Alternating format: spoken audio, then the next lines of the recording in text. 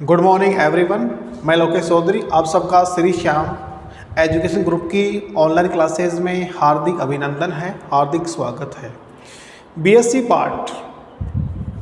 Part third year में हमने inorganic chemistry में 5 यूनिट कंप्लीट कर ली है, जिसमें आपके पास में पहले यूनिट आपके पास में हार्ड बेस वाली थी, दूसरी आपके पास में इलेक्ट्रॉनिक स्पेक्ट्रा वाली थी, तीसरी आपके पास में सीएफटी वाली थी, ठीक है, चौथी आपके पास में कार्बोनिल कंपाउंड वाली थी, पांचवी आपके पास में बायो इनऑर्गेनिक केमिस्ट्री है, ठीक है।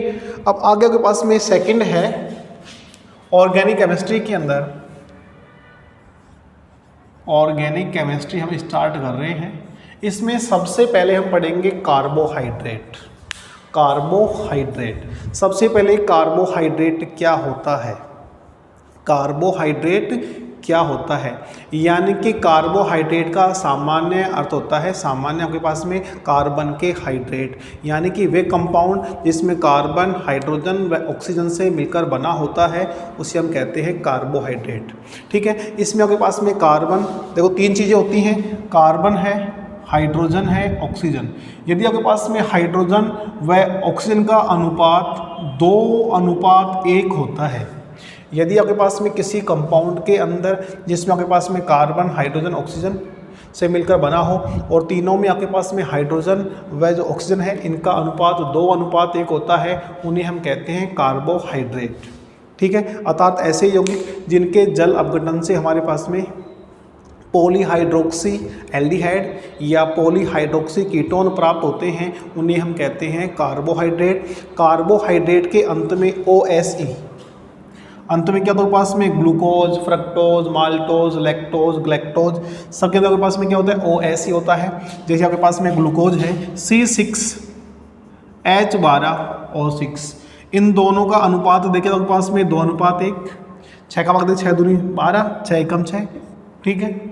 जैसे आपके पास में C12H22O11 आपके पास में, तो यहाँ पे पास में क्या है, 2:1 है, यानी कि सामान्य बात करें कि आपके पास में जो कार्बोहाइड्रेट है, कार्बोहाइड्रेट का सामान्य अर्थ होता है कार्बन के हाइड्रेट, अर्थात वे यौगिक जिसमें कार्बन हाइड्रोजन व ऑक्सीजन प्रेजेंट हो, लेकिन हाइड्रोजन व ऑक्सीजन है इनका अनुपात 2:1 होना चाहिए, उन्हें हम कहते हैं कार्बोहाइड्रेट। अर्थात वे यौगिक जिनका जल अपघटन करने पर आपके पास में पॉलीहाइड्रोक्सी कीटोन या पॉलीहाइड्रोक्सी एल्डिहाइड कंपाउंड प्राप्त होता है, उन्हें हम कहते हैं कार्बोहाइड्रेट। कार्बोहाइड्रेट के अंत में यदि OSE होता है, यदि किसी यौगिक के अंत में आपके पास में OSE होता है, अधिकांशतः आपके पास क्या होगा, वो कार्बोहाइड्रेट होता है। इसके कई अपवाद भी हैं, ठीक है। लेकिन आपके पास में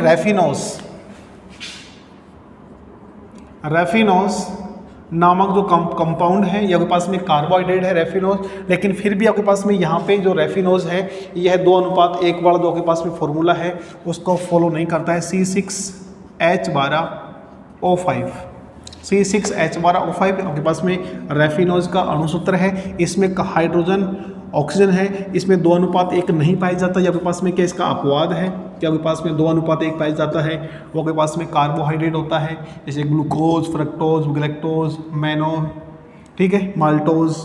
लेकिन आपके पास में इनमें आपके पास में जो रेफिनोज है इसका आपके पास में C6H12O5 होता है, यानी इसका 2:1 नहीं होता, फिर भी आपके पास में क्या है, ये कार्बोहाइड्रेट है, ठीक है। कार्बोहाइड्रेट का सामान्य सूत्र हम देखें CxH2O5 CxH2O है, ठीक है, यानी कि आपके पास में CxH2O इसका आपके पास में क्या सामान्य सूत्र है। अगर आपके पास में यहाँ पे जो आपके पास में X और Y है, इन दोनों की वैल्यू की आपके पास में ज़्यादातर आपके पास में जो कार्बोहाइड्रेट है उसमें आपके पास में क्या होगी, समान होगी, ठीक है। जब आपके पास यहाँ पे 6 लेंगे तो यहाँ के पास में क्या हो जाएगा, 6 हो जाएगा, ठीक है। जैसे ग्लूकोज है, फ्रक्टोज है, ठीक है।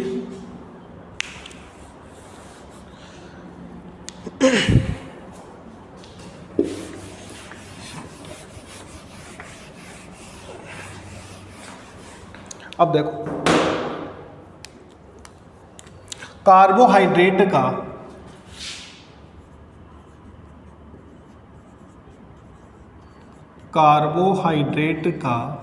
सामान्य अर्थ कार्बन के हाइड्रेट होता है, कार्बन के हाइड्रेट होता है, कार्बन के हाइड्रेट होता है, ठीक है। तथा वे यौगिक जिनमें कार्बन, हाइड्रोजन व ऑक्सीजन पाया जाता है और हाइड्रोजन व ऑक्सीजन का अनुपात 2:1 होता है, 2:1 होता है, कार्बोहाइड्रेट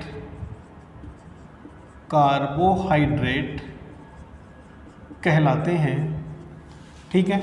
एक आपके पास में और भी है कि अधिकांश आपके पास में कार्बोहाइड्रेट वे होते हैं जो पॉलीहाइड्रोक्सी एल्डिहाइड, पॉलीहाइड्रोक्सी कीटोन होते हैं, ठीक है।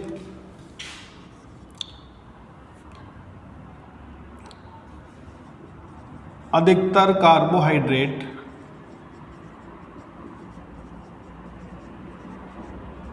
पॉलीहाइड्रोक्सी एल्डिहाइड, पॉलीहाइड्रोक्सी एल्डिहाइड या पॉलीहाइड्रोक्सी कीटोन, पॉलीहाइड्रोक्सी कीटोन होते हैं। इनका जल अपघटन करने पर आपके पास में पॉलीहाइड्रोक्सी एल्डिहाइड या पॉलीहाइड्रोक्सी कीटोन प्राप्त होता है। अधिकतर कार्बोहाइड्रेट के अंत में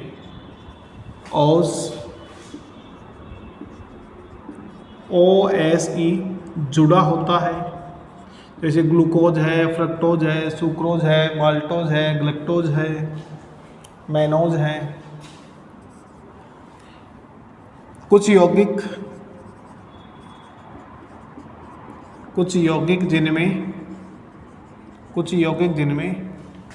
CHO समूह है, CHO carbon, hydrogen, oxygen present होता है,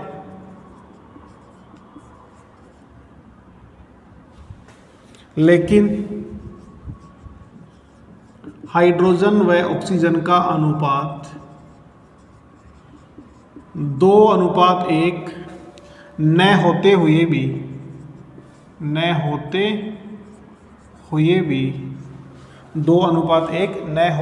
भी कार्बोहाइड्रेट होते हैं। Example raffinose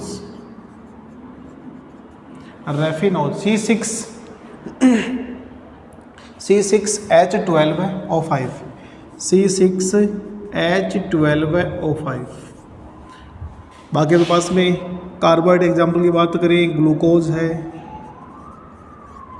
glucose, fructose, galactose, maltose, sucrose, यानी कि आपके पास में जिसके एग्जाम्पल है ग्लूकोज है, फ्रक्टोज है, ग्लैक्टोज है, माल्टोज है, ठीक है, स्टार्च है, मैनोज है।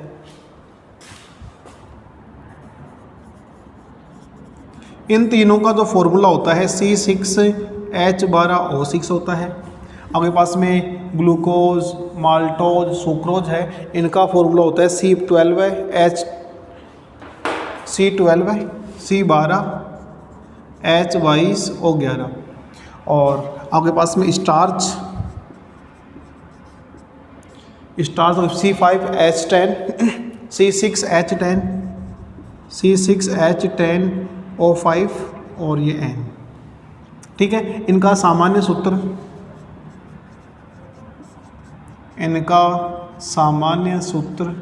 CxH2OY होता है। इनका सामान्य सूत्र CxH2OY होता है। ये आपके पास में जनरल इंट्रोडक्शन है कार्बोहाइड्रेट का, ठीक है। कार्बोहाइड्रेट में एक से अधिक क्रियल कार्बन प्रेजेंट होने के कारण वह आपके पास में कैसा होता है, ध्रुवण कंपाउंड होता है। अपन ग्लूकोज की बात करें तो ग्लूकोज कैसा होता है, दक्षिण ध्रुवण गुणक होता है।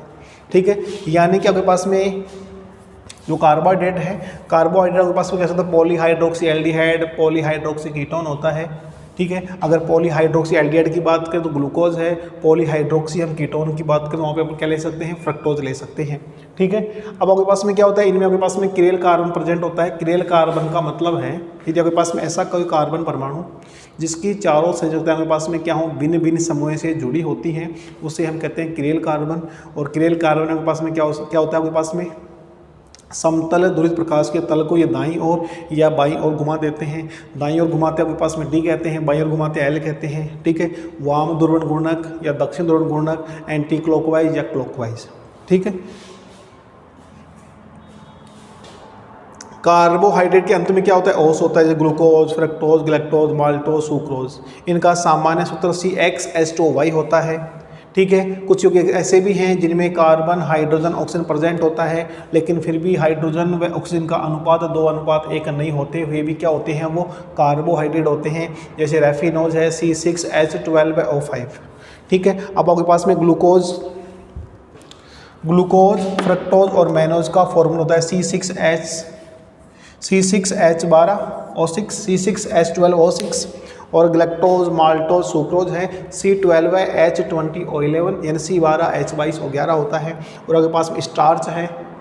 ठीक है, इसमें C6H10O5 का होल N यानी पास में, ये आपके पास में N है। इनकी आपके पास में संख्या कितनी भी हो सकती है, आपके पास में 3 है, 4 है या 100 है, कितनी है, आपके पास क्या होगा, स्टार्च होता है। ठीक है, इनका आपके पास में अब आगे आता है कार्बोहाइड्रेट का वर्गीकरण।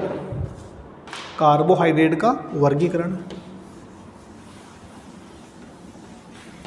जैसे अपन इनके एग्जांपल की बात करें, जैसे ग्लूकोज की, और उसकी संरचना देखिए, देखो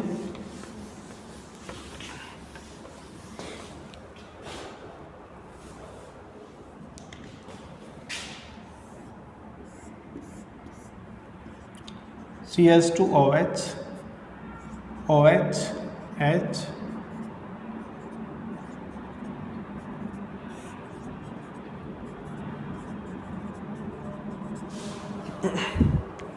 यहाँ पे हमें लगाना है CH, एल्डिहाइड लगाना है। यहाँ पे क्या लगाना है, एल्डिहाइड। यहाँ के पास में क्या है, ग्लूकोज की संरचना है। ठीक है, ग्लूकोज कैसा होता है, पॉलीहाइड्रोक्सी एल्डिहाइड कंपाउंड होता है, पॉलीहाइड्रोक्सी एल्डिहाइड कंपाउंड होता है। और जो आपके पास में जो फ्रक्टोज होता है वो पॉलीहाइड्रोक्सी कीटोन कंपाउंड होता है, पॉलीहाइड्रोक्सी कीटोन कंपाउंड होता है। CH2OH, C=OH, CHOH3 और CH2OH। ठीक है, ये किसका फॉर्मूला आपके पास में, कीटोनिक समूह प्रेजेंट होगा, एल्डिहाइड होगा, तो इसे हम कहते हैं पॉलीहाइड्रोक्सी एल्डिहाइड। पॉलीहाइड्रोक्सी एल्डिहाइड ये वाला समूह प्रेजेंट होता है, उसे हम कहते हैं पॉलीहाइड्रोक्सी कीटोन। और इसके एग्जाम्पल की बात करें आपके पास में कौन सा है, फ्रक्टोज। और इसके एग्जाम्पल आपके पास में क्या हो सकता है, ग्लूकोज। यानी ग्लूकोज कैसा होता है, पॉलीहाइड्रोक्सी एल्डिहाइड होता है। जो फ्रक्टोज होता है वो आपके पास में क्या होता है, पॉलीहाइड्रोक्सी कीटोन होता है। दोनों का जो अणुसूत्र है C6H12O6 होता है, C6H12O6 होता है। ठीक है, नेक्स्ट आपके पास में है कार्बोहाइड्रेट के वर्गीकरण। कार्बोहाइड्रेट के वर्गीकरण, classification of carbohydrate. Classification of carbohydrate, carbohydrate का वर्गीकरण। और पहला वर्ग के पास में है संरचना के आधार पर।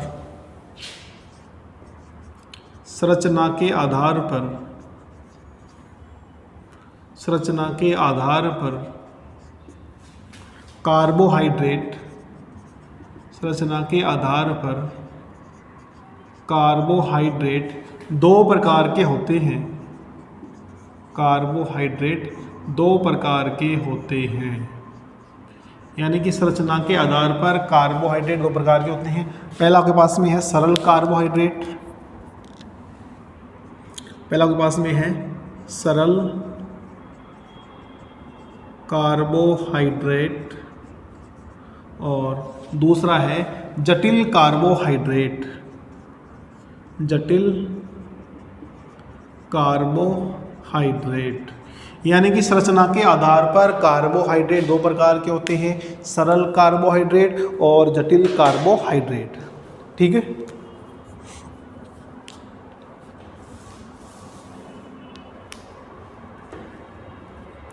अब देखो सबसे पहले आपके पास में है सरल कार्बोहाइड्रेट। सरल कार्बोहाइड्रेट क्या होता है इसके बारे में देखें। सरल कार्बोहाइड्रेट को हम मोनोसैकेराइड भी कहते हैं। क्या कहते हैं? मोनोसैकेराइड भी कहते हैं। यह कार्बोहाइड्रेट पॉलीहाइड्रोक्सी कीटोन या पॉलीहाइड्रोक्सी एल्डिहाइड का बना होता है, लेकिन इनका जल अपघटन नहीं होता। यानी कि आपके पास में जब सरल कार्बोहाइड्रेट है इनका जल अपघटन नहीं होता। ठीक है। और क्रियात्मक समूह की प्रकृति के आधार पर दो प्रकार के होते हैं, एल्डोज और कीटोज। एल्डोज आपके पास में क्या होगा? एल्डोज का एग्जाम्पल हम देखें तो आपके पास में कौन सा? ग्लूकोज होगा। और आपके पास में जो कीटोज है उसका जो एग्जाम्पल है वो आपके पास में क्या होगा? फ्रक्टोज होता है।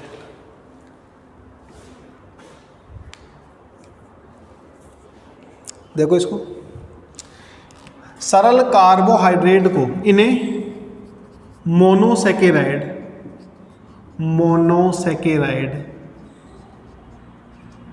इन्हें मोनोसैकेराइड भी कहते हैं। इन्हें मोनोसैकेराइड भी कहते हैं। सरल कार्बोहाइड्रेट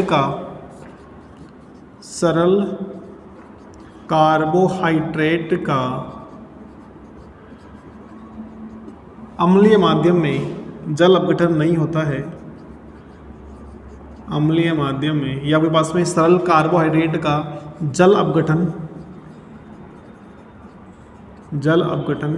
नहीं होता है।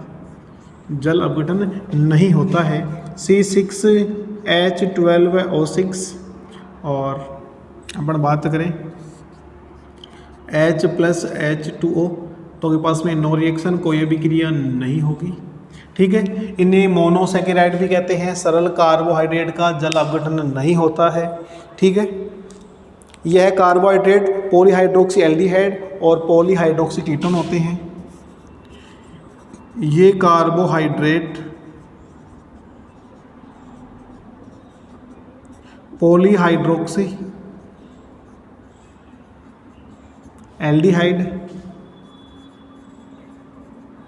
पॉलीहाइड्रोक्सी एल्डिहाइड, पॉलीहाइड्रोक्सी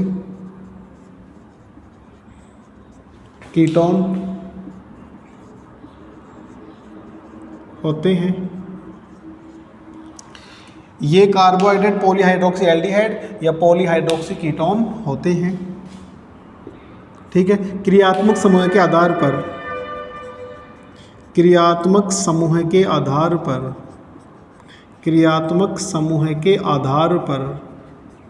सरल कार्बोहाइड्रेट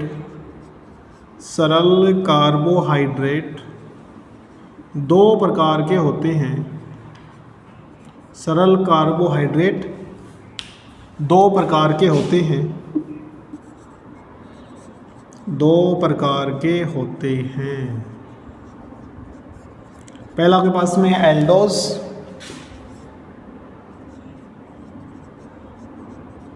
और दूसरा है कीटोज।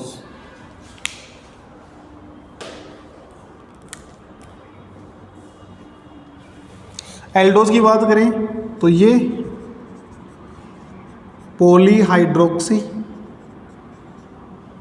एल्डिहाइड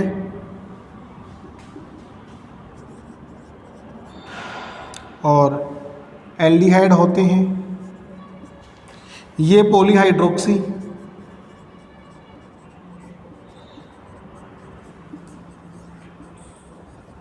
कीटोन होते हैं। इसका एग्जाम्पल आपके पास में फ्रक्टोज है और इसका एग्जाम्पल आपके पास में है ग्लूकोज। अब चल रहा है क्लासिफिकेशन ऑफ कार्बोहाइड्रेट। कार्बोहाइड्रेट का वर्गीकरण आपके पास में 3 से 4 प्रकार का वर्गीकरण यहाँ पे होगा। ठीक है। अब बात करते हैं आपके पास में सबसे पहले संरचना के आधार पर कार्बोहाइड्रेट के प्रकार। संरचना के आधार पर कार्बोहाइड्रेट दो प्रकार के होते हैं, सरल संरचना और आपके पास में जटिल। सरल कार्बोहाइड्रेट और जटिल कार्बोहाइड्रेट। सरल की बात करें, इन्हें मोनोसेकेराइड भी कहते हैं। क्या कहते हैं? मोनोसेकेराइड भी कहते हैं। क्या ठीक है? सरल कार्बोहाइड्रेट का जल अपघटन नहीं होता। आपके पास में ग्लूकोज है, फ्रक्टोज है, उसका अम्लीय माध्यम में जल अपघटन करेंगे तो उसका जल अपघटन नहीं होगा। जो आपके पास में सरल कार्बोहाइड्रेट होते हैं वो पॉलीहाइड्रोक्सी एल्डिहाइड या पॉलीहाइड्रोक्सी क्या होते हैं? कीटोन होते हैं। क्रियात्मक समूह के आधार पर सरल कार्बोहाइड्रेट दो प्रकार के होते हैं, एल्डोज और कीटोज। एल्डोज में आपके पास में क्या होगा? ग्लूकोज होगा, यानी ये पॉलीहाइड्रोक्सी एल्डिहाइड होंगे। जो कीटोज वाला है ये पॉलीहाइड्रोक्सी कीटोन होंगे, यानी आपके पास क्या होगा? ये फ्रक्टोज होगा। ठीक है, इसको नोट करो। फिर हम चलते हैं जटिल कार्बोहाइड्रेट की तरफ।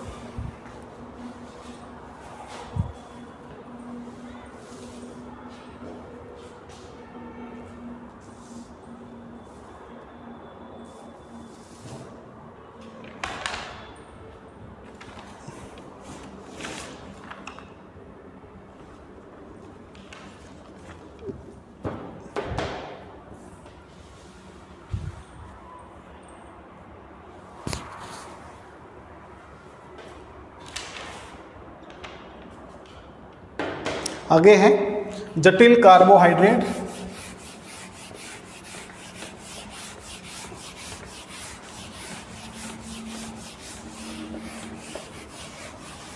जटिल कार्बोहाइड्रेट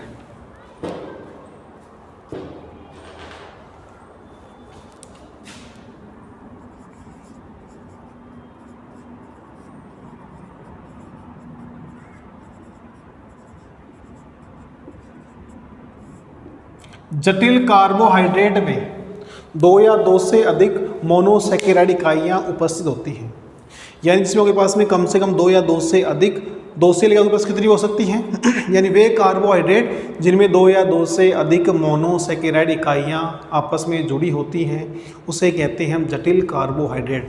जटिल कार्बोहाइड्रेट मुख्यतः दो भागों में डिवाइड किया गया है, ओलिगोसेकेराइड और पॉलीसेकेराइड। ओलिगोसेकेराइड में आपके पास में यानी कि आपके पास में वे कार्बोहाइड्रेट जिनमें आपके पास में दो मोनोमर इकाइयाँ जुड़ी हुई हों, तीन जुड़ी हुई हों, चार आपके पास में दो मोनोसेकेराइड, तीन मोनोसेकेराइड और चार मोनोसेकेराइड, उसे कहते हैं डाइस आपके पास में ओलिगोसेकेराइड। और फिर आपके पास में 10 से अधिक वाले हैं उन्हें कहते हैं पॉलीसेकेराइड। यानी कि जटिल कार्बोहाइड्रेट है, इसकी बात करें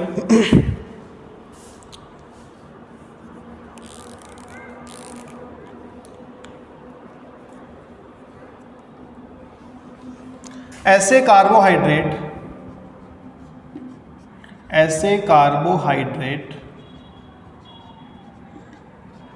जिनमें दो या दो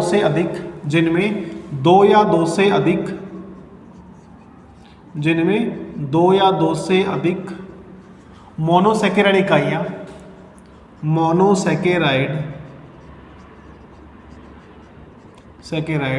इकाइयाँ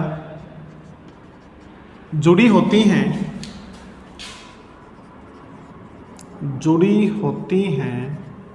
उन्हें जटिल कार्बोहाइड्रेट कहते हैं।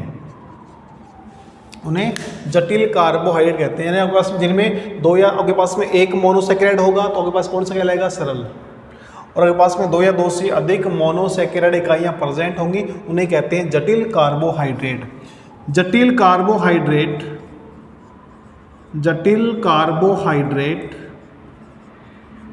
दो प्रकार का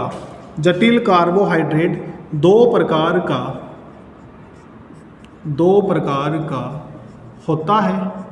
जटिल कार्बोहाइड्रेट दो प्रकार का होता है। पहला आपके पास में है ओलिगोसेकेराइड्स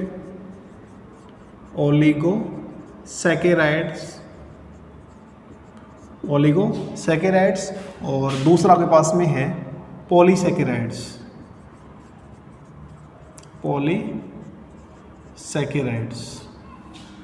ठीक है, नोट करो इनको।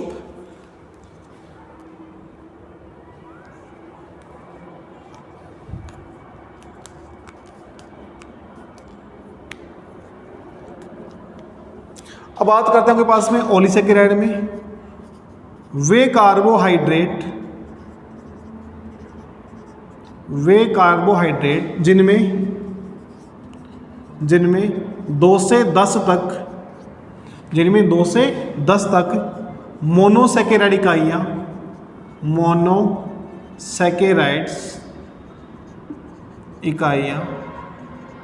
पाई जाती हैं। वे कार्बोहाइड्रेट जिनमें 2 से 10 तक मोनोसैकेराइड इकाइयाँ पाई जाती हैं उन्हें ओलिगोसैकेराइड्स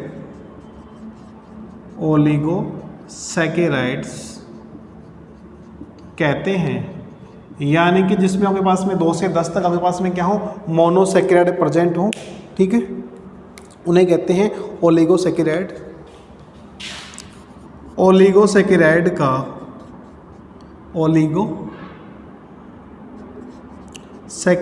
का जल अपघटन करने पर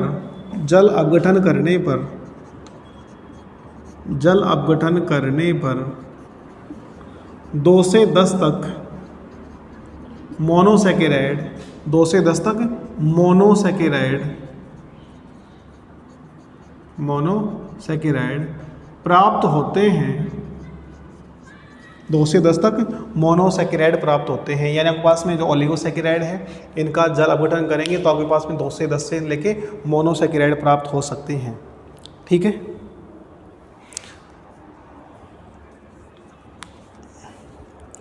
ओलिगोसैकेराइड में यदि ओलिगोसैकेराइड में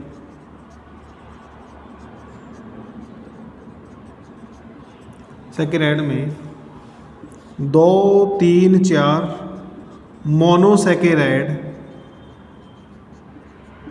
मोनोसैकेराइड उपस्थित होते हैं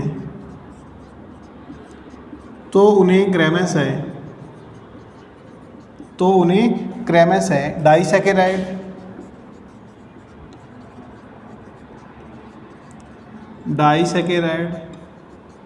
ट्राइसैकेराइड व टेट्रासैकेराइड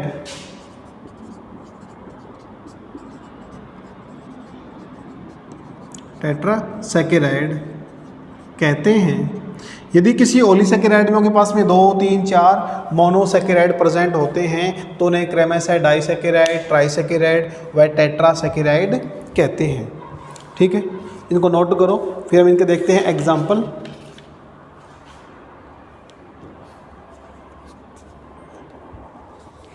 जैसे हमारे पास में डाइसैकेराइड है,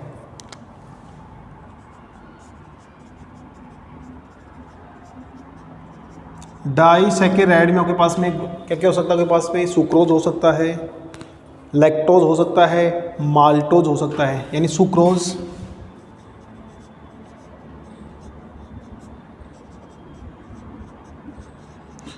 हो, माल्टोज हो, लैक्टोज हो। यानी कि सुक्रोज का जल अपघटन करेंगे तो आपके पास में 2 चीज़ें प्राप्त होंगी, ग्लूकोज और fructose. Glucose plus fructose. Maltose का करेंगे तो आपके पास में ग्लूकोज और ग्लूकोज ही प्राप्त होगा, और लैक्टोज का करेंगे तो आपके पास में ग्लूकोज और ग्लैक्टोज प्राप्त होगा।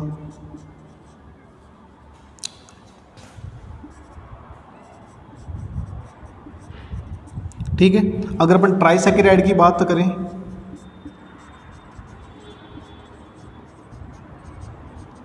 जिसमें आपके पास में 3 अणु प्रेजेंट हों, जैसे आपके पास में रेफिनोज है, क्या है, रेफिनोज,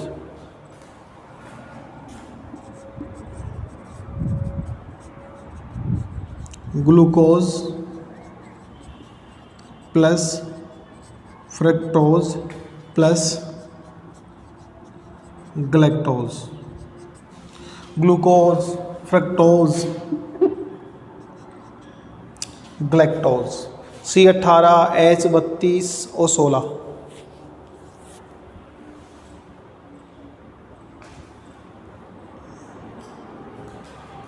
C18, H32 और 16, 2H2, तो C6 H12O6, C6H12O6, C6H12O6। अब समझो क्या है। जटिल कार्बोहाइड्रेट, पहले हमने पढ़ा सरल कार्बोहाइड्रेट। सरल कार्बोहाइड्रेट में केवल एक मोनोसैकेराइड इकाई प्रेजेंट होती है, इसका अम्लीय माध्यम में जल अपघटन नहीं होता है, ग्लूकोज और फ्रक्टोज। जटिल कार्बोहाइड्रेट, ऐसे कार्बोहाइड्रेट जिनमें 2 से अधिक मोनोसैकेराइड इकाइयां प्रेजेंट हो सकती, 2 से अधिक कितनी भी हो सकती हैं, कम से कम कितनी होंगी, 2, ठीक है, जुड़ी होती हैं, उन्हें जटिल कार्बोहाइड्रेट कहते हैं। जटिल कार्बोहाइड्रेट 2 प्रकार का होता है, ओलिगोसैकेराइड और पॉलीसैकेराइड। अब बात करते हैं अपन ओलिगोसैकेराइड की। वे कार्बोहाइड्रेट जिनमें 2 से 10 तक मोनोसैकेराइड इकाइयां प्रेजेंट होती हैं, यानी ग्लूकोज, फ्रक्टोज, गैलेक्टोज जो भी हैं वो आपके पास में 2 से लेके 10 तक होते हैं। अगर 10 से ऊपर होंगे तो किस में आ जाएंगे पास में, पॉलीसैकेराइड में। ओलिगोसैकेराइड का जल अपघटन करने पर 2 से 10 मोनोसैकेराइड इकाइयाँ प्राप्त होती हैं। अब 2 से 10 आपके पास में मोनोसैकेराइड इकाइयाँ आपस में जुड़ी होती हैं, अम्लीय माध्यम में जल अपघटन करेंगे तो आपके पास में 2 से लेकर 10 तक मोनोसैकेराइड प्राप्त हो सकते हैं। यदि ओलिगोसैकेराइड में 2, 3, 4 मोनोसैकेराइड प्रेजेंट हो तो उन्हें क्रमशः 2 हो तो डाइसैकेराइड, 3 होगा तो ट्राइसैकेराइड, 4 होगा तो टेट्रासैकेराइड।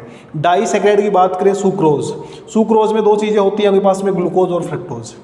C12H22O11, उसका अम्लीय माध्यम में जल अपघटन करेंगे तो C6H12O6, C6H12O6।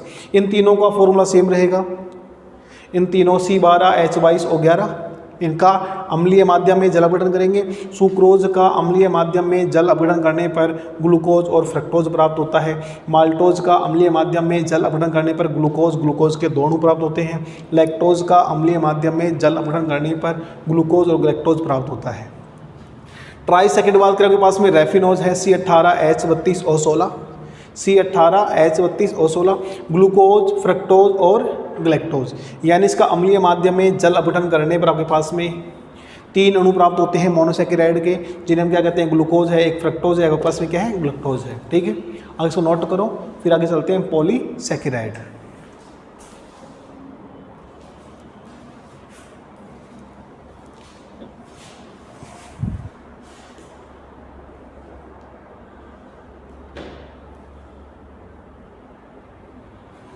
पॉलीसैकेराइड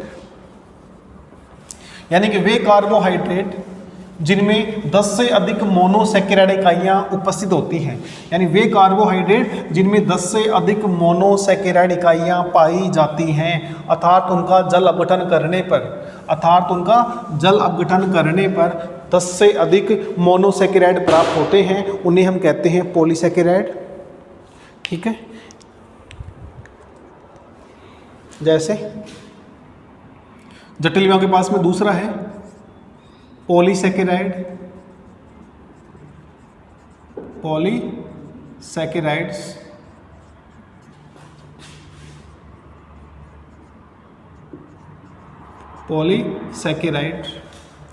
वे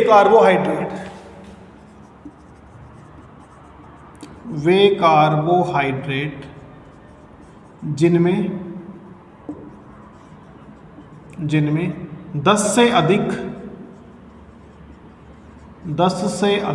मोनोसैकेराइड्स इकाइयां प्रेजेंट होती हैं, जिनमें 10 से अधिक मोनोसैकेराइड इकाइयां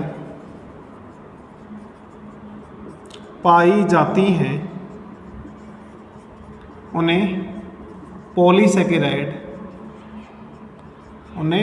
पॉलीसैकेराइड कहते हैं। यानी कि जिनमें 10 से अधिक मोनोसैकेराइड इकाइयां पाई जाती हैं उन्हें कहते हैं पॉलीसैकेराइड, ठीक है।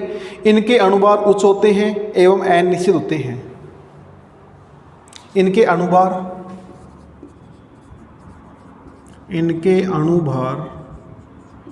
उच्च होते हैं, इनके अणुभार उच्च व अनिश्चित होते हैं, उच्च एवं अनिश्चित होते हैं,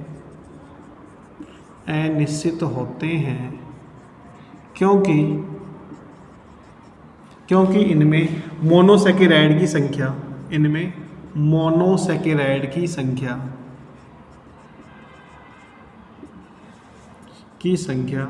निश्चित नहीं होती, मोनोसैकेराइड की संख्या निश्चित नहीं होती, निश्चित नहीं होती है। इनका अनुभार क्या होता है? उच्च होता है, अनिश्चित होते हैं। इनमें आपके पास में जो मोनोसेकेराइड है उनकी संख्या निश्चित नहीं होगी। स्टार्च व सेल्यूलोज दोनों कार्बोहाइड्रेट, स्टार्च एवं सेल्यूलोज दोनों पॉलीसेकेराइड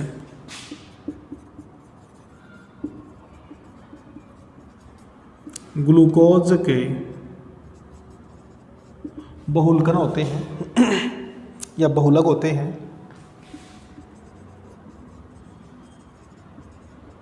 बहुलक होते हैं यानी आपके पास में जो पॉलीसेकेराइड है इसके आपके पास में वे कार्बोहाइड्रेट जिनमें 10 से अधिक मोनोसेकेराइड इकाइयाँ पाई जाती हैं पॉलीसेकेराइड कहलाते हैं। इनका आप अम्लीय माध्यम में जल अपघटन करेंगे तो आपके पास में 10 से अधिक मोनोसेकेराइड प्राप्त होंगे।